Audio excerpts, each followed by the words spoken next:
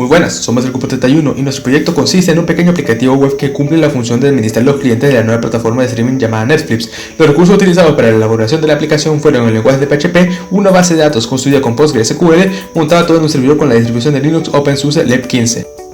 Primero se verán las consideraciones hechas con respecto a la seguridad de la aplicación. Cada formulario fue validado para que no pueda ser enviado vacío para evitar algún error del lado del servidor o en la base de datos. Se entiende que a estos formularios se le desactivó el autocompletado para evitar que se pueda conocer algún nombre que ya haya sido utilizado.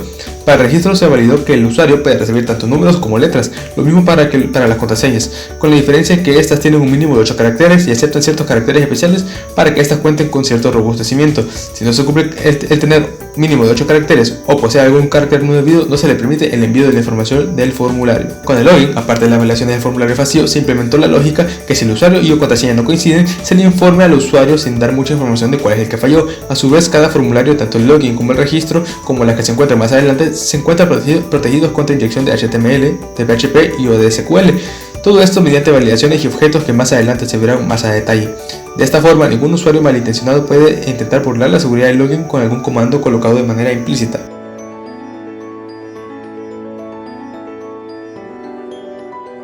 Dentro de la aplicación como tal se puede apreciar que se tienen otra serie de formularios. El primero para la inserción de un nuevo cliente al registro, donde nuevamente dichos formularios están validados contra elementos vacíos o que no coinciden con un formato específico para la información que solicitan. En el caso del nombre y el apellido, estos solamente aceptan valores alfabéticos, ya que estos nombres de personas no pueden tener valores numéricos o caracteres especiales. Se utilizaron elementos de tipo select para que no sea posible agregar un tipo de suscripción, plan o método de pago incorrecto.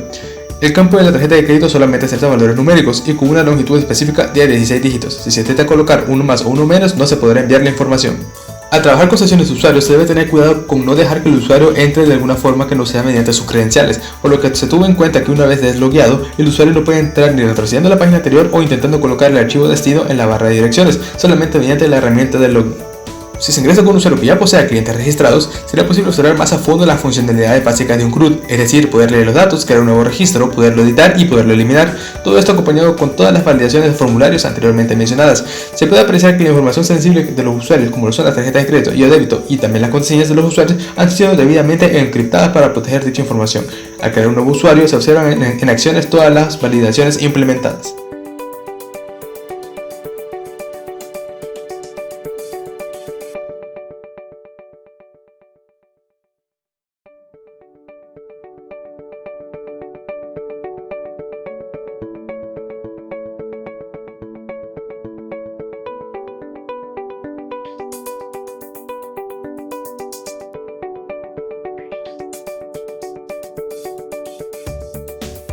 Si se quiere editar un usuario, solamente se debe ingresar a su respectiva sección de edición donde se podrá cambiar la información necesaria del mismo. De igual manera, los formularios siguen todas las estándares de seguridad antes mencionados y para la función de eliminar solamente haría falta hacer clic en la opción de borrado del respectivo cliente.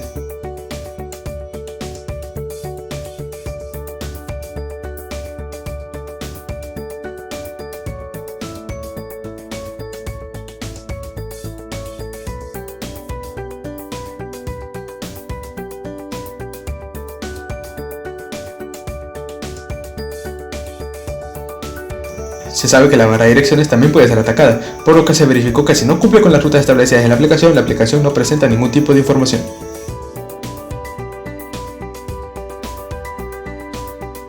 Con el código fuente es posible observar cómo fue posible realizar todas las verificaciones y medidas de seguridad. En cada formulario de escritura de información de usuario se puede apreciar que el autocompletado se encuentra desactivado y que contiene una expresión regular para validar cada una de las entradas dependiendo de lo que se le solicite al usuario. Para la conexión con la base de datos y la elaboración de consultas se trabajó con elementos PDO de parte del lenguaje de PHP, los cuales nos garantizan un nivel extra de seguridad debido a cómo trabajan las consultas a su respectiva base de datos. De aquí en adelante todos los archivos que manejan datos seguirán un patrón muy similar. Se utilizan funciones como HTML Special Shards, que su función es escapar a los caracteres especiales para que si se llega a enviar una función no deseada, esta no logre ser ejecutada por algún error de sintaxis. También se verifica que los tipos de datos obtenidos por el usuario coinciden con los datos que se les ha solicitado. Y en el caso de la información sensible como las contraseñas o las tarjetas de los clientes, esta se ve encriptada antes de ser enviada a la base de datos.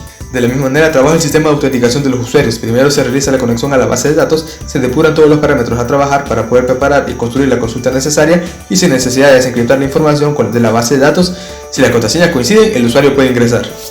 A la hora de realizar las consultas se observa cómo trabajan los objetos PDO. los cuales en vez de enviar al servidor la consulta como tal, primero se prepara la misma sin parámetros para evitar cualquier tipo de inyección, y luego esos se ven agregados de manera independiente cada uno de los necesarios, y por último se ejecuta la consulta y si el resultado es correcto, se puede seguir con el flujo de la aplicación.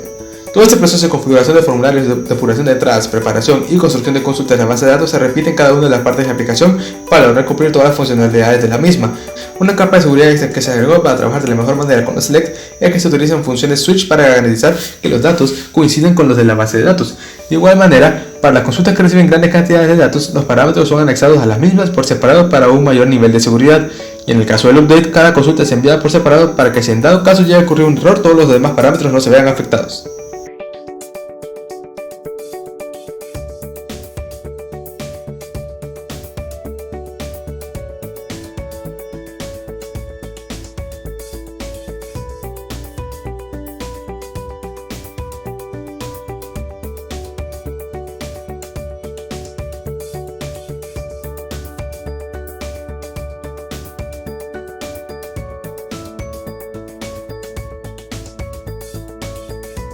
Pasando ahora al lado del servidor, se tiene que, para lograr mantener tanto la aplicación como el servidor mismo funcionando de la mejor manera posible, se implementaron diferentes servicios como lo es el servicio SSH, para poder trabajar dentro del servidor sin estar directamente en él. Ya una vez dentro podemos ver configurado el banner de seguridad, que es una medida más de defensa del servidor. Se puede apreciar como todos los servicios como Apache, el servidor de la base de datos y el servidor FTP se encuentran funcionando de manera correcta.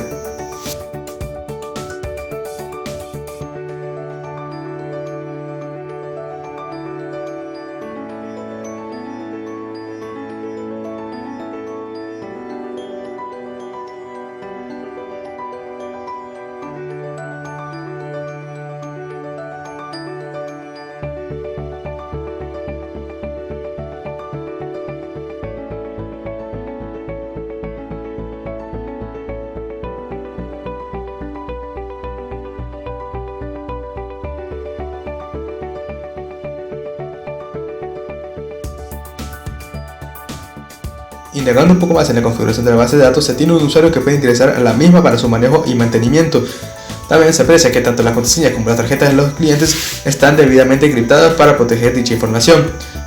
Aquí se puede ver cómo han sido construidas todas las tablas con sus respectivos tipos de datos, sus reglas de no permitir valores nulos y en el caso de los campos relacionados a los select en la aplicación, se utilizaron tipos enumerados para asegurar que tanto la información que provenga de la aplicación como la que se almacena en la base de datos coincida sin ningún problema.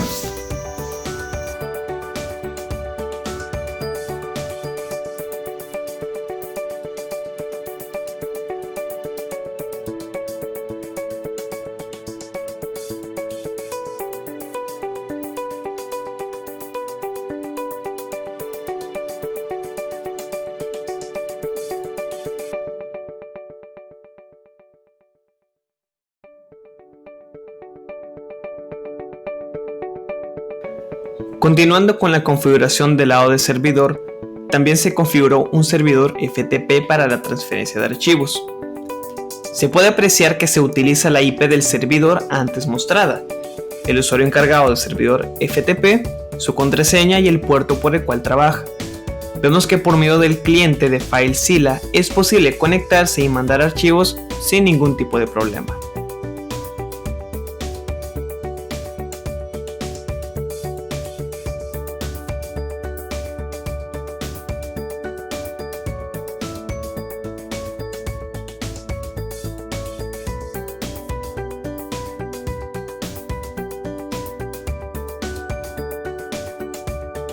Ahora, también se configuraron ciertas reglas con respecto a la creación y al ingreso de usuarios, modificando el archivo login.devs.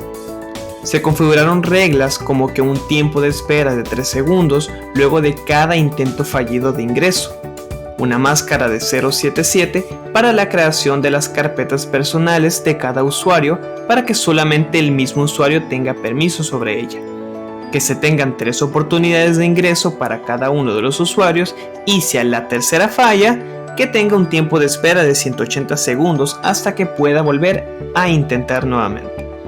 Y cuando se cree un usuario nuevo, se cree también por defecto su carpeta en el directorio Home. Pasando a la configuración de grupos y permisos de usuarios, se configuraron 5 grupos principales: el administrador general, el grupo administrador de los servicios de la base de datos, el grupo encargado del servidor FTP y la transferencia de archivos, el grupo administrador de servicios web de Apache y el SSH, y por último el grupo encargado de los servicios de HTTP y de eliminar y o modificar los códigos fuentes de la aplicación. Para cada uno de estos grupos se configuró y asignó su respectiva línea de comandos específica para que tengan lo necesario para poder desarrollar sus labores y no interfieran en los procesos de otros usuarios, o peor aún, que puedan realizar acciones malintencionadas que puedan dañar alguno de los servicios. Por ejemplo, podemos observar que si ingresamos como Alejandro, encargado del servicio web y SSH, no podremos realizar operaciones sobre el servidor FTP.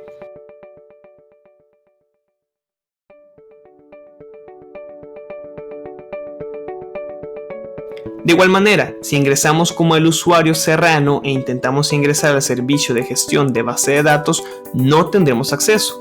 Al contrario a lo que se observó antes, que el usuario JaimeDB sí podía entrar sin ningún problema.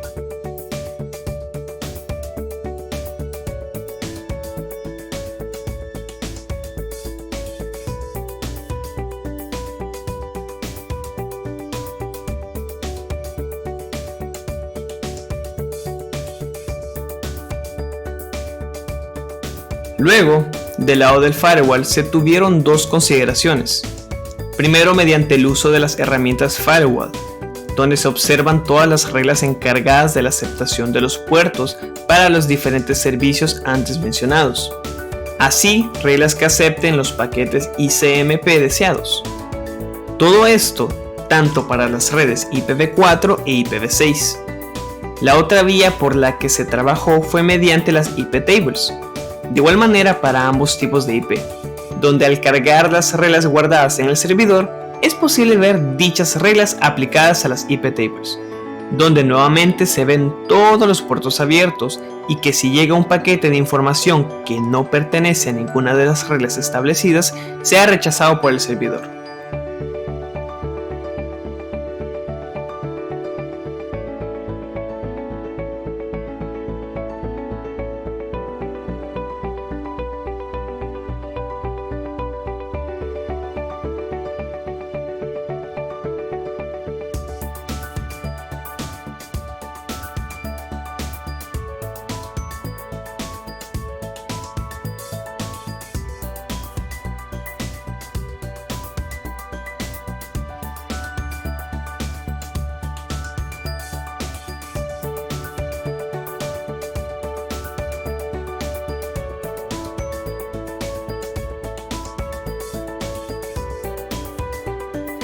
De igual manera, se pueden listar los puertos y servicios abiertos mediante la herramienta Firewall.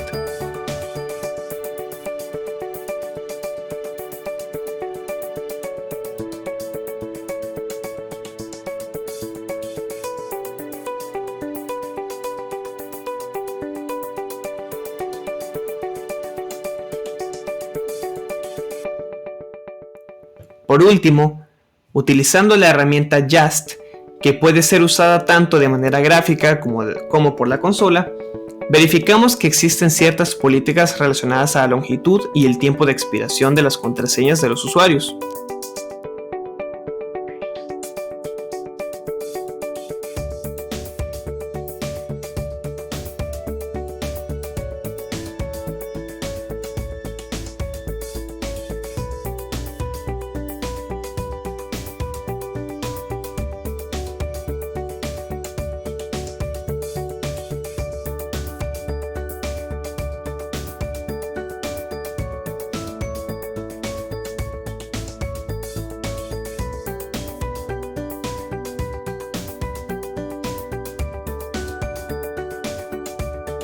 A su vez es posible apreciar lo mencionado que solamente el dueño de los códigos fuente de la aplicación, encargado de la parte web del servidor, puede modificar y/o eliminar dichos archivos.